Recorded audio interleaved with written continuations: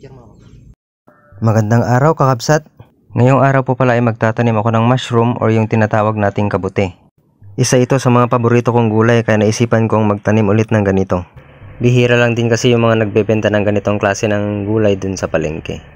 Sa pagtatanim po pala ng ganito, bali mangangailangan tayo ng puno ng saging, karton, konting abono at syempre yung binhi ng mushroom na ating itatanim. Yung binhi po ng kabute ay nabili ko lang online, pero kung gusto nyong magtanim din ng ganito, pwede po kayong magtanong sa DA na malapit sa inyong lugar. Pwede rin pong gamitin yung mga dried leaves or yung mga natuyong dahon ng saging. Pero since wala pong available dito sa amin, ito na lang pong mga puno ng saging yung aking gagamitin na pagtataniman ngayon.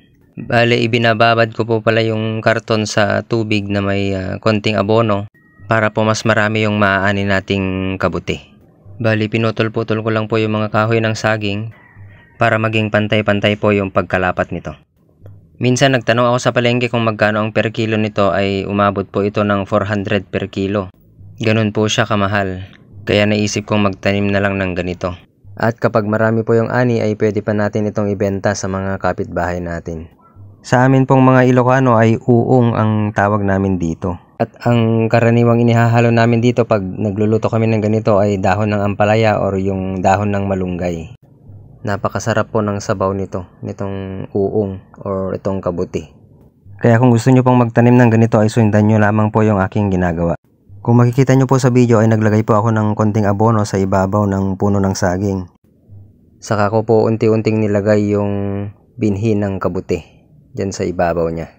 Bali maliit lang po na bed ng mushroom ang ating gagawin ngayon dahil pang sariling consumption lang naman po natin itong itatanim natin. Saka na tayo magtatanim ng maramihan kung naisip na natin itong gawing negosyo or magbebenta na tayo sa mga ibang tao. Sa pagtatanim po pala ng ganito ay pwede na po kayong umani after 10 to 14 days. Ganun lang po kabilis ang pag-aani kapag nagtanim po tayo ng kabuti. Unlike sa ibang crops po na talagang aabutin tayo ng buwan bago anihin. Pero dito po sa mushroom or kabuti ay 2 weeks lang po pwede na tayong mag-harvest. Sa susunod pong video ay gagawa ako ng full tutorial para mas maliwanag po sa inyo kung paano talaga yung pagtatanim ng ganito. Ito pong ipapakita ko sa video ay ito po yung unang itinanim ko at ito po yung naging resulta. Bali magkaibang bed po ito at iba rin po yung pinakita kong una kanina. Sa next video po natin ay susubukan kong i-video ng buo para po maging mas maliwanag po sa inyo. Para po kapag gusto nyong gayahin ay hindi kayo mahihirapan. Kaya abangan po ninyo yung next upload natin at dun ko po ipapakita yung step by step process ng ating pagtatanim. Maraming salamat po sa inyong panonood. Thank you and God bless.